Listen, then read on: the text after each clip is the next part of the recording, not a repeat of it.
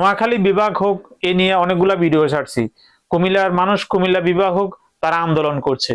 আমি আজকে সম্পূর্ণ নিরপেক্ষভাবে একটি কথা বলবো বাংলাদেশের সমস্ত মানুষের কাছে। নোয়াখালী বিভাগ চাওয়ার জন্য আন্দোলন করছে, কুমিল্লা বিভাগ চাওয়ার জন্য আন্দোলন করছে।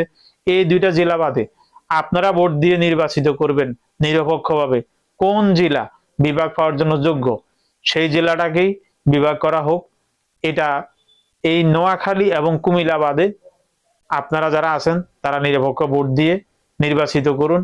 তাহলে যে সাংঘর্ষিক সমস্যাগুলো সামনে আসতেছে সেটা থেকে অন্তত বাংলাদেশের মানুষ এবং নোয়াখালী কুমিল্লার মানুষ বিরত থাকবে।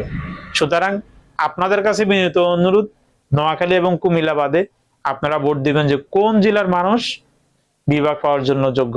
এটা আমার আজকে নিরপেক্ষ ভিডিওটা যদি ভালো লাগে একটু শেয়ার করে দিবেন। ধন্যবাদ সবাইকে। আসসালামু আলাইকুম।